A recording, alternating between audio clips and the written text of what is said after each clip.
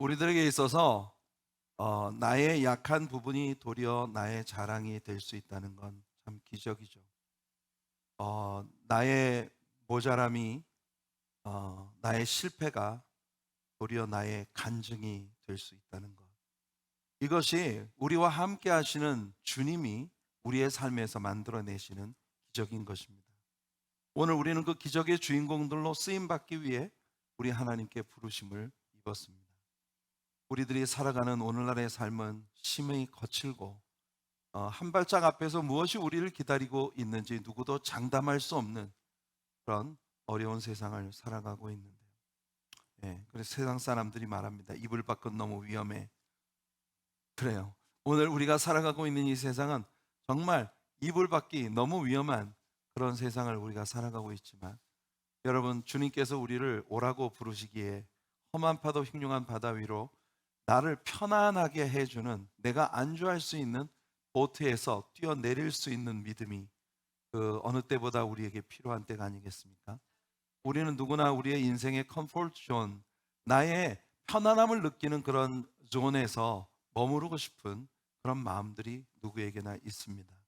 그런데 우리들이 그 컴포트 존에서 벗어나서 주님이 나를 이끄시는 그 은혜의 세계로 믿음의 여행을 해 나가는 그런 우리들, 오늘 주님과 함께하는 삶의 모험에 발을 뗄 수 있는 그런 은혜가 저와 여러분들 모두에게 일어나게 되기를 예수님의 이름으로 축복해 드립니다. 오늘 두나미스 프레이즈 밴드가 주님 앞에 올려드린 찬양의 내용들처럼 나의 약함이 도리어 자랑이 될 수 있는 그런 확실한 은혜를 하나님께서 우리에게 부어주실 줄로 믿습니다. 오늘 저는 여러분들에게 봉독해드린 고린도전서 10장 1절로 4절까지 말씀을 본문으로 해서 반석이신 그리스도라고 하는 제목의 말씀으로 같이 은혜를 나누고자 합니다. 바울은 이스라엘 백성들이 경험해야 했던 광야에서의 생활의 많은 요소들이 우리들에게 교훈을 주기 위한 거울로서 기록이 된 것이라고 그렇게 말을 합니다. 우리는 이것을 신학적으로 타이폴로지라고 말합니다. 모형학이죠. 타이폴로지.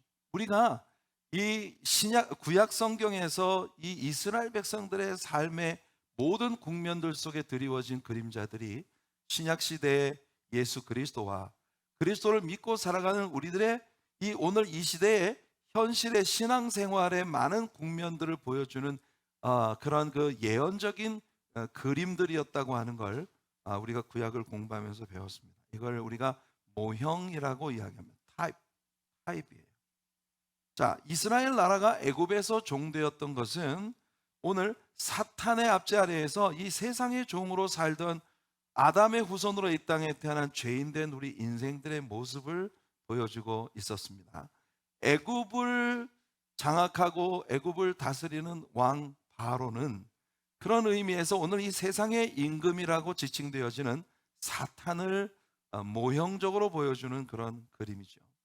그 사탄의 압제 아래에 있었던 이스라엘 백성들의 주님을 향해 부르짖는 그 부르짖음을 주께서 들으시고 주께서 이스라엘 백성들에게 모세를 보내주셔서 모세로 하여금 이스라엘 백성들을 종되었던 자리에서 떠나 우리 하나님의 은혜가 기다리고 있는 저 광야의 모험의 여행을 떠나게 하시고 약속의 땅을 향해 가게 하시는 것입니다.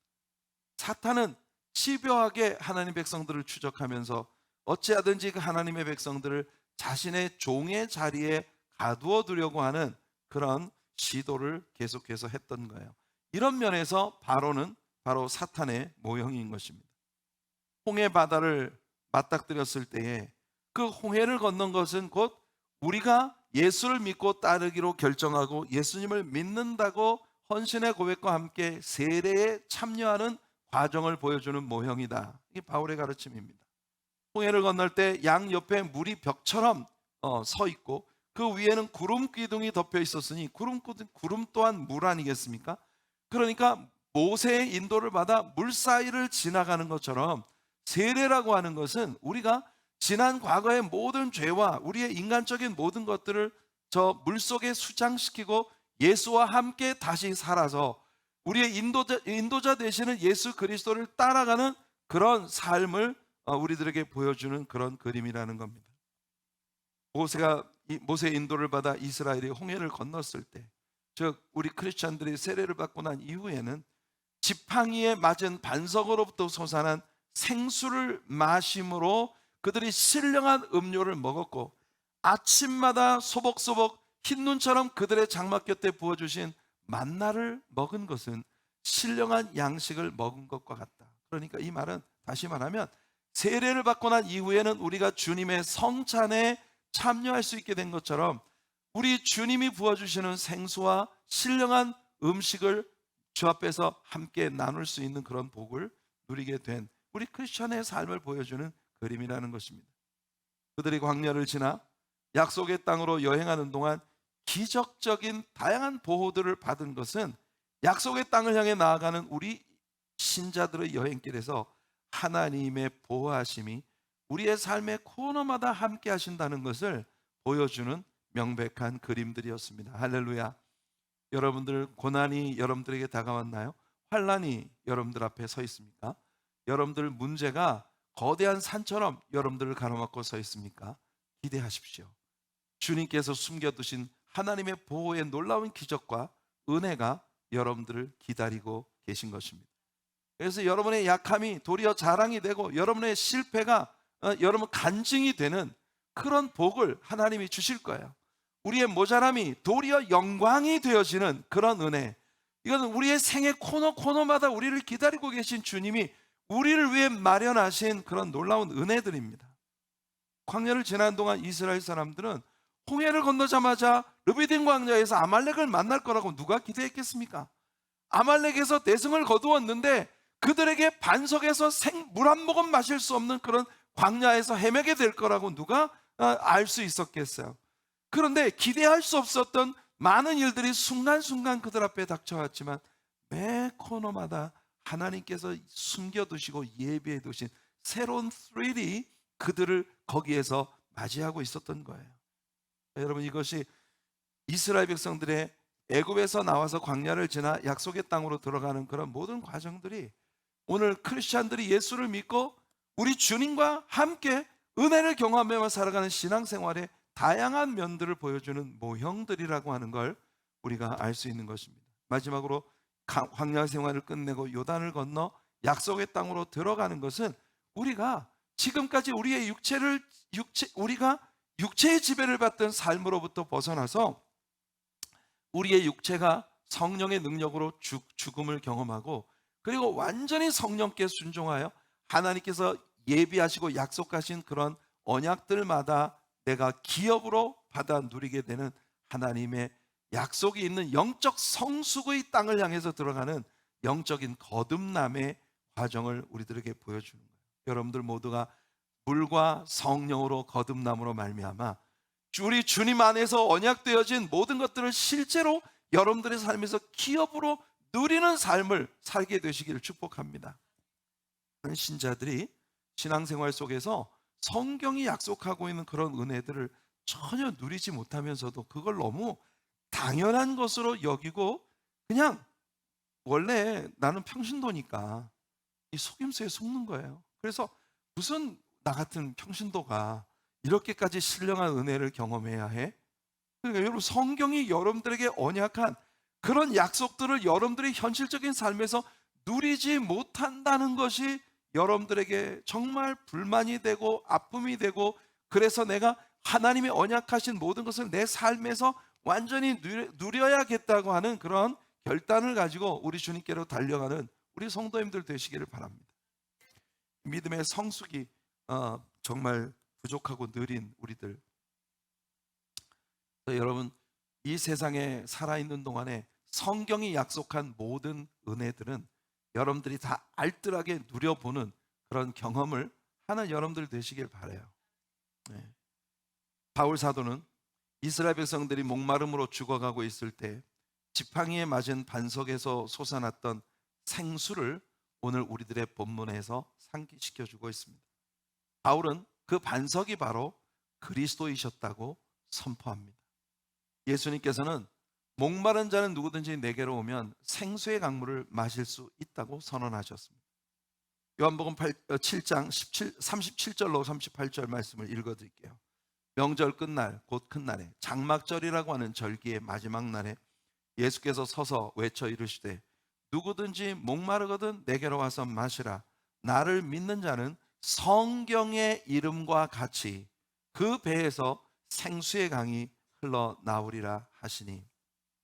여러분, 예수님 당시에 장막절이라고 하는 절기에는요, 제사장들이 에브리데이 한 주간 동안을 에브리데이 물 항아리를 어깨에 짊어지고 실로암 연못에 내려가 물을 길어다가 줄줄이 그 계단을 따라 올라와 반석으로 되어 있는 예루살렘 성전 바닥에다가 그 생수를 부음으로써 이스라엘이 광야를 지나올 때 그들의 조상들이 광야를 지나올 때 반석에서 생수가 솟아오른 장면을 재현하는 종교적인 행사가 치루어지고 있었던 거예요. Every day 이 제사장들이 물을 길어다가 반석이 더 이상 생수가 솟아나지 않는 반석 위에다가 억지로 생수를 갖다 붓고 그 반석에서 생수가 솟아나는 그림을 억지로 재현해내는 종교적인 행사들을 치르고 있었던 겁니다. 자, 이제 그 종교적인 행사가 다 끝났어요. 오늘은 마지막 날입니다. 이제 이스라엘 사람들은 집으로 돌아갈 채비를 하고 있는데 문제는 뭐냐? 일주일 동안 장막절이라는 절기를 지내고 이제 집으로 돌아갈 날이 되었는데 그들의 내면에 있는 목마름은 아직도 일체 해결받지 못한 채, 아직도 일체 해소되지 못한 채 그 목마름을 가득히 껴안고 집으로 돌아갈 준비를 하고 있는 이런 상황인가요? 오늘 여러분들이 예배하러 성전에 나왔습니다. 오늘 예배가 끝나고 돌아갈 때는 여러분들의 영혼이 예수 그리스도를 통해 받은 생수의 강물을 흡족히 마신 그 은혜로 넘치는 여러분들의 삶이 되어 이 성전을 떠나가게 되기를 축복합니다. 오늘 여러분들이 드린 예배는 종교적인 행사에 그치는 예배가 아니라 살아계신 예수님을 만나고 성경의 이름과 같이 하나님의 성경 말씀에 이야기한 그 모든 걸 여러분의 삶에서 그대로 경험할 수 있는 은혜. 그래서 오늘 여러분, 예수님이 여전히 살아계시고 하나님의 성령께서 여전히 우리 안에 역사하셔서 우리의 심령에서 생수의 강물이 폭포수와 같이 흘러 넘치게 만드는, 그래서 여러분들이 예배를 끝내고 집으로 돌아갔을 때 여러분들을 만나는 여러분들의 삶의 현장에서의 모든 사람들이 여러분들을 통해 생수의 강물을 공급받고 보게 되어지는 그런 은혜가 여러분들에게 나타나게 되기를 축복합니다. 사마리아 우물가에서 예수님 만나셨던 여인에게도 예수님 동일한 말씀을 하셨습니다. 여자여, 내가 주는 물을 마시는 자는 다시 목마르려니와 내가 주는 물을 마시는 자는 다시는 목마르지 아니하리니 이는 속에서 영생하도록 솟아나는 샘물이 되리라. 잠시 여러분 뿌듯한 종교적 행사로 내가 오늘 주님을 예배했다라고 하는 그런 어떤 거창한 포만감으로 그냥 끝나고 실제로는 아무것도 삶에서 변화된 것이 없이 여러분들이 돌아가는 그런 성도님들이 아니라 오늘 예배 속에서 주님과 인볼브 되어지는 그런 은혜가 있기를 바라요.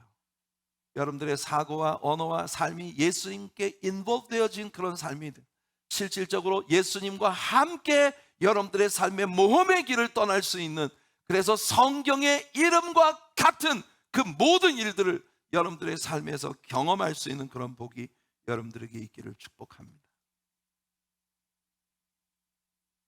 명절에 군중들 가운데 서신 예수님이 누구든지 목마르거든 내게로 와서 마셔라. 이 무슨 뜻입니까, 여러분?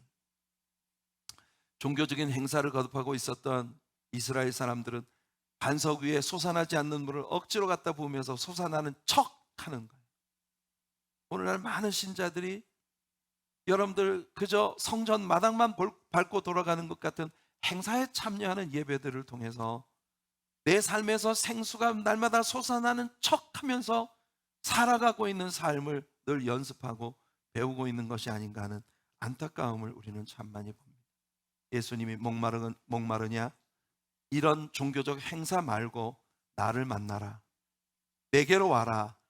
내가 너희들의 이 속에서 영생하도록 솟아나는 샘물을 부어줄 수 있는 생수의 근원이야. 그러니까 여러분, 이스라엘 백성들이 계속해서 반복하던 그런 그 행사를 멈추고 이제는 예수님을 만나야 한다. 이것이 예수님께서 그들에게 외치고 계신 말씀인데, 오늘 여러분들은 어떠신가요? 오늘도 또 한 번의 주일 예배라고 하는 행사를 마치고 돌아가는 것이 전부인 여러분들이 아니라, 오늘 예배 속에서 여러분들에게 진실로 생수를, 여러분들의 영혼에서부터 샘물처럼 솟아나는 생수를 부어주시는 주님의 은혜를 맛보는 오늘 아침이 되기를 축복합니다. 요한계시록에서 하나님께서 사람에게 생수의 물을 마실 수 있는 마지막 초청을 주시는 것 같습니다. 이거는 예수님의 백보자의 심판이 끝나고 난 후에 저 영원 무궁한 천국으로 들어갈 때에 선포되어지는 말씀입니다. 요한계시록 22장 17절에 성령과 신부가 말씀하시기를 오라 하시는도다. 듣는 자도 오라 할 것이요 목마른 자도 올 것이요 또 원하는 자는 값 없이 생명수를 받으라 하시더라. 오늘 이 초청이 바로 예수를 믿는 저와 여러분들에게 주어진 초청이라는 걸 믿으시기 바랍니다. 오라! 듣는 자도 오라! 목마른 자도 오라! 원하는 대로 와서 값없이 그 생명수를 마셔라. 예수님을 만나면 예수님께로부터 우리의 삶의 변화를 가져다주는 생수가 공급된다는 것입니다. 바울 사도는 바로 이 반석이 그리스도였다고 말을 했는데요, 우리가 가지고 있는 이 성경 말씀 속에는 여러 방법으로 반석을 하나님을 일컫는 모형적인 심볼로 묘사하고 있습니다. 또 하나님께서 보내실 그 아들 구세주 예수 그리스도, 구속주 예수 그리스도를 우리의 구원의 반석이라고 성경은 다양한 방식으로 소개해주고 있는 것입니다. 제가 성경 속에서 하나님과 예수님을 반석으로 묘사하고 있는 여러 구절들을 좀 읽어드리겠습니다. 신명기 32장 3절과 4절 말씀을 보시면, 내가 여호와의 이름을 전파하리니 너희는 우리 하나님께 위엄을 돌릴지어다. 그는 반석이시니 그가 하신 일이 완전하고 그의 모든 길이 정의롭고 진실하고 거짓이 없으신 하나님이시니 공의로우시고 바르시도다. 신명기 32장 18절에 너를 낳은 반석을 내가 상관하지 아니하고 너를 내신 하나님을 내가 잊었구나. 사랑하는 성도 여러분, 하나님은 우리를 내신 반석이십니다. 하나님은 우리의 창조주이십니다. 우리는 반석 되신 하나님께로부터 피조되어진 하나님의 아들, 딸들입니다. 사무엘하 22장 2절과 3절에 이르되 여호와는 나의 반석이시요 나의 요새시요 나를 위하여 나를 건지시는 자시요 내가 피할 나의 반석의 하나님이시요 나의 방패시요 나의 구원의 뿌리시요 나의 높은 망대시요 그에게 피할 나의 피난처시요 나의 구원자시라. 나를 폭력에서 구원하셨도다. 오늘날 우리가 살아가고 있는 이 위험천만한 세상의 모든 굴곡진 삶의 환경들 속에서 나의 반석 되시는 여호와 하나님, 내가 그 안에 피하여 구원을 얻게 될 나의 반석이신 예수 그리스도의 하나님. 여러분, 이 말씀 속에는 반석이 이중적으로 묘사가 되고 있어요. 우리를 창조하신 창조주 하나님과, 그리고 우리의 구세주로 이 땅에 오셔서 반석에서 생수가 터진 것처럼 십자가 위에 상하심으로 말미암아 우리에게 생명의 물을 공급하실 예수 그리스도, 이 반석들을 우리들에게 묘사하고 있는 것입니다. 사무엘하 22장 32절에 그러므로 여호와 외에 누가 하나님이며 우리 하나님 외에 누가 반석이냐. 시편 18편 46절에 여호와는 살아계시니 나의 반석을 찬송하며 내 구원의 하나님을 높일지로다. 시편 42편 9절 내 반석이신 하나님께 말하기를 어찌하여 나를 잊으셨나이까. 내가 어찌하여 원수의 압제로 말미암아 슬프게 다니나이까 하리로다. 시편 61편 2절 내 마음이 약해질 때 땅 끝에서부터 주께 부르짖으오리니 나보다 높은 바위에 나를 인도하소서. 나보다 높은 바위, The rock that is higher than I, 나보다 높은 바위는 바로 예수 그리스도십니다. 우리의 구원의 반석이신 예수 그리스도 위에 나를 우뚝 서게 해달라고 하나님 앞에 찬양하고 있는 거예요. 사랑하는 성도 여러분, 인류의 역사를 보여주는 그림으로 하나님께서 느부갓네살 왕에게 꿈속에서 보여주신 하나의 거대한 스태츄가 있었습니다.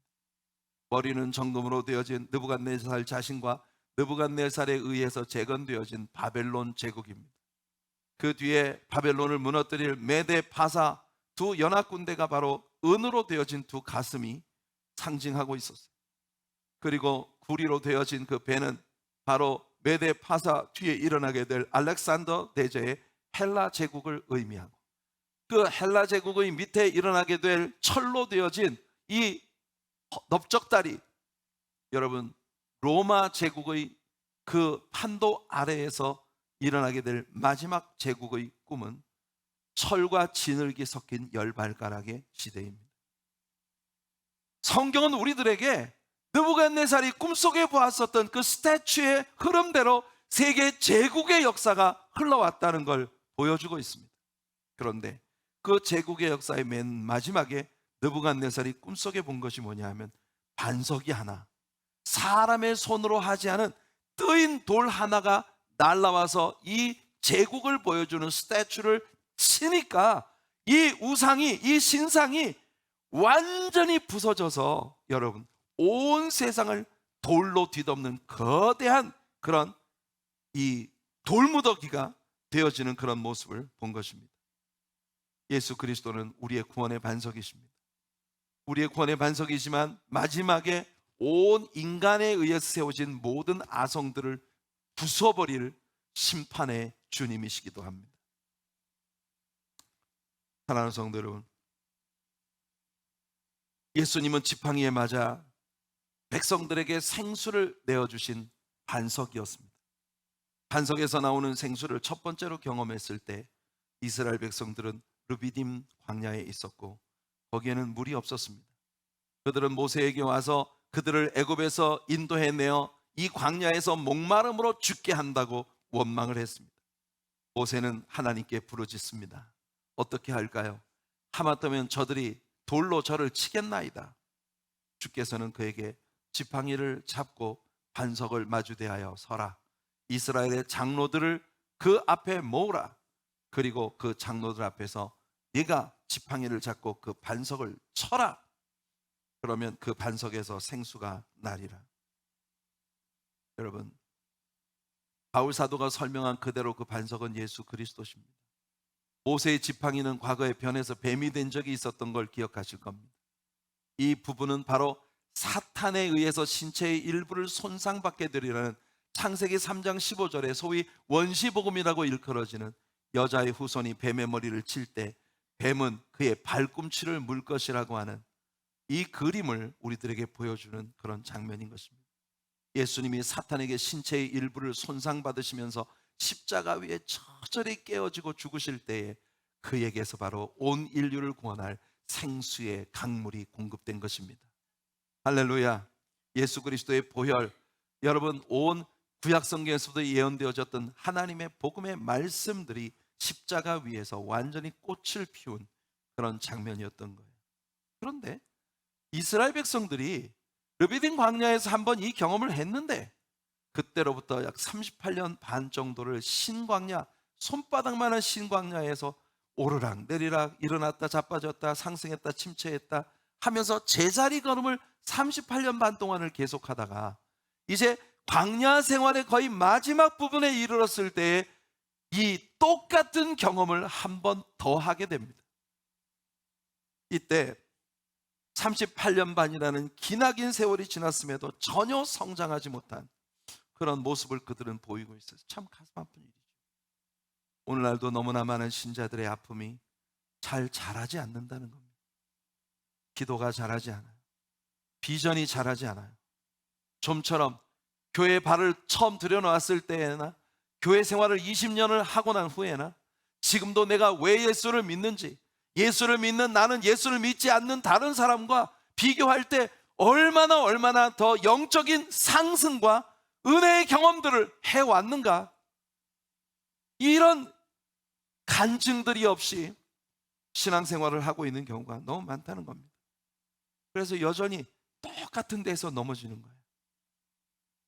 이 두 번째는요, 하나님께서 모세에게 말씀했습니다. 모세야, 이번에는 반석 앞에 온 이스라엘의 총회를 모으고 너는 그 반석 앞에 서라. 그리고 반석을 향하여 물을 내라고 명해라. 물을 내라고 말하기만 하면, 요구하기만 하면 그 반석에서 생수가 솟아나리라 하셨습니다.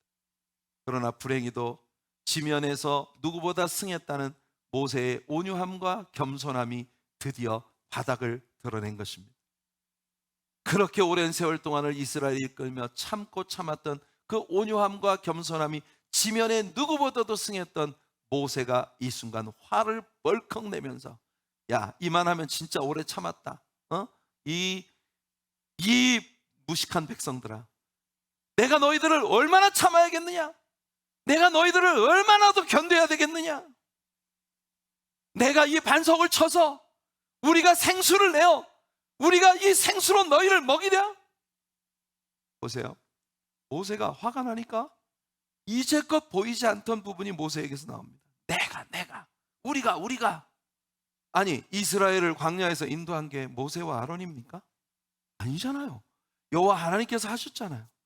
지금까지 이스라엘 백성들에게 생수를 공급하고, 지금까지 이스라엘 백성들에게 마라의 쓴물을 달게 하시고, 아말렉과의 싸움에 대승을 주시고, 그들의 광야 앞에 그들을 가로막는 모든 종족들을 이기게 하시고, 그 광야에서 만나와 메추라기를 주어 먹게 하시며 불기둥과 구름기둥으로 인도해 오신 분이 누굽니까? 여호와 하나님이시잖아요. 그런데 모세가 화가 나니까 내가 얼마나 더 너희들을 참으랴? 내가 너희들한테 이만하면 정말 대단하게 했잖아. 근데 얼마나 내가 더 해줘야 너희들이 사람 노릇할래?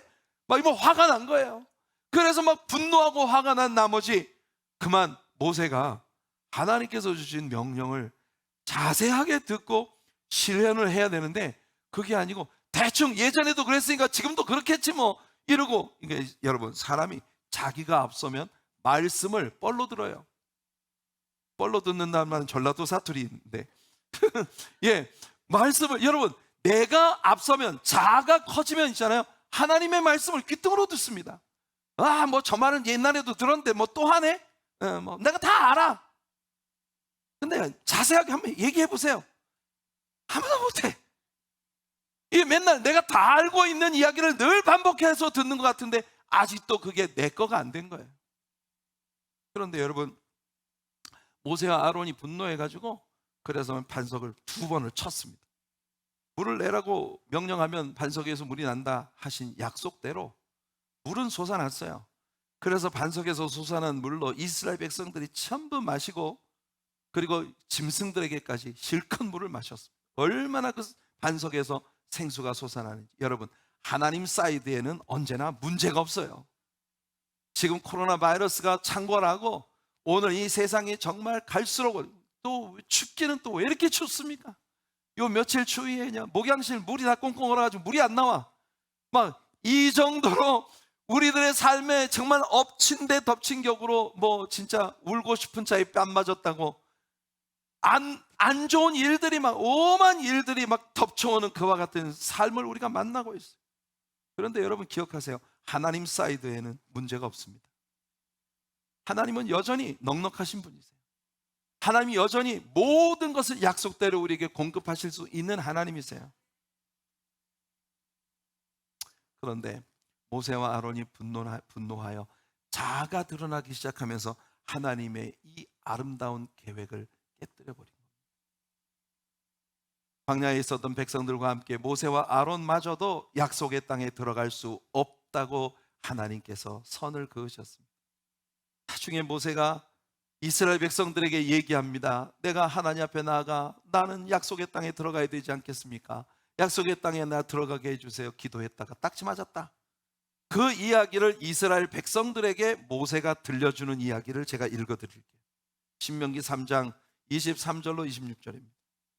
그때 내가 여호와께 간구하기를, 주 여호와여, 주께서 주의 크심과 주의 권능을 주의 종에게 나타내시기를 시작하셨사오니 천지간에 어떤 신이 능히 주께서 행하신 일, 곧 주의 큰 능력으로 행하신 일 같이 행할 수 있으리까? 구하옵나니 나를 건너가게 하사 요단 저쪽에 있는 아름다운 땅, 아름다운 산과 레바논을 보게 하옵소서 하되, 여호와께서 너희 때문에 내게 진노하사 내 말을 듣지 아니하시고 내게 이르시기를 그만해도 족하니 이 일로 다시 내게 말하지 말라. 와, 하나님께서 얼마나 단호하게 말씀하셨느냐면, 모세야, 이 이야기는 이제 끝났어. 응, 이 이야기는 끝났어. The deal is done. 다시는 이것 가지고 나한테 말하지 말아라. 야, 하나님께서 모세에게 이렇게까지 단호하게 말씀하실 일입니까? 모세, 다시는 이 일로 내게 오지 마라. 난 더 이상 이 말을 듣지 않을 거야. 하나님께서는요, 모세가 신광야의 무리바에서 하나님의 거룩하심을 나타내지 아니했다는 걸 지적하십니다. 하나님의 거룩하심을 나타내지 않았다는 말이 무슨 뜻일까요?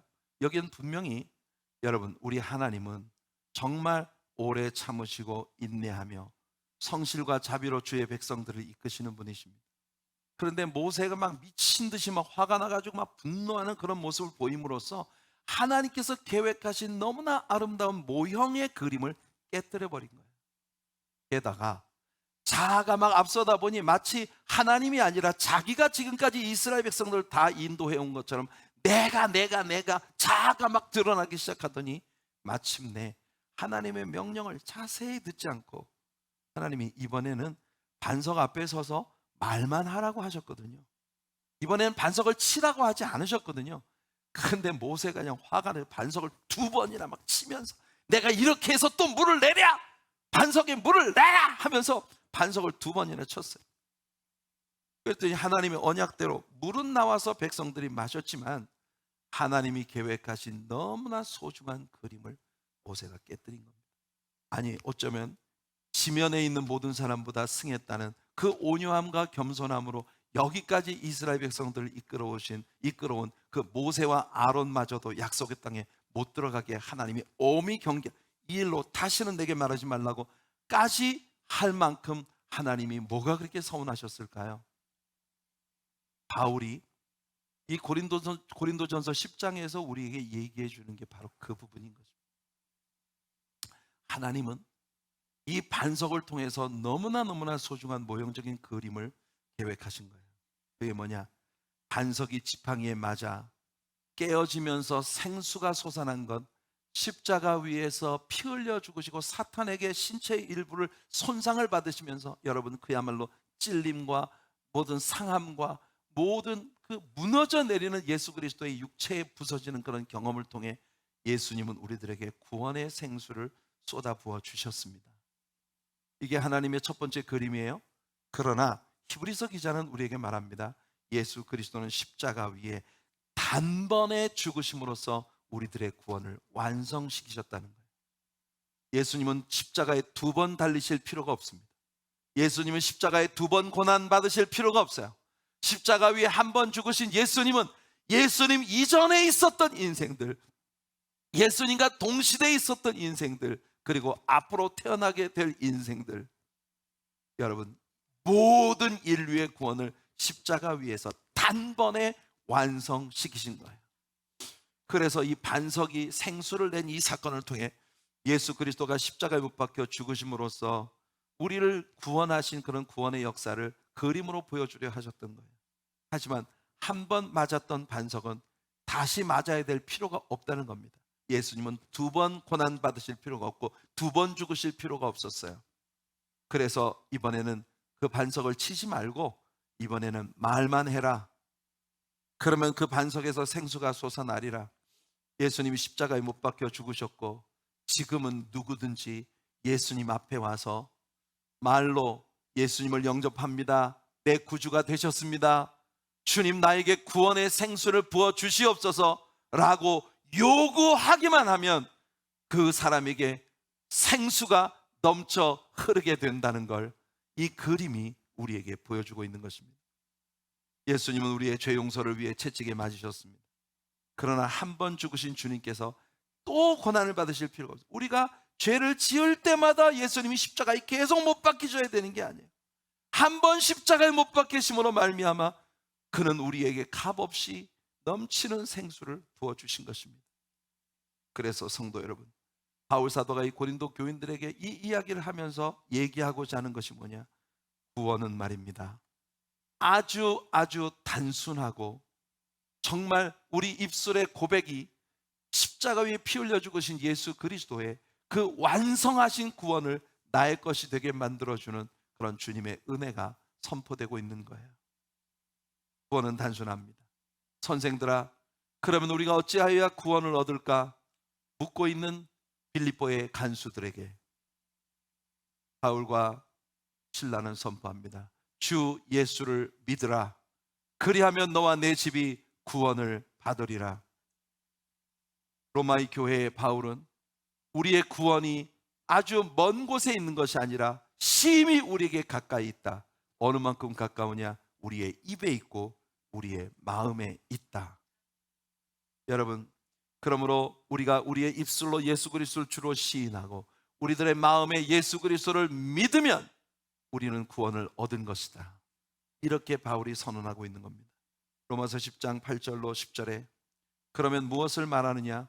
말씀이 내게 가까워 내 입에 있으며 내 마음에 있다 하였으니, 성도 여러분, 우리의 모든 구원과 예수님께서 십자가에 피 흘려 죽으시면서 우리에게 쏟아내신 생수는 다름이 아니라 우리가 지금 배우고 가르치고 있는 하나님의 말씀 속에 있는 것이에요.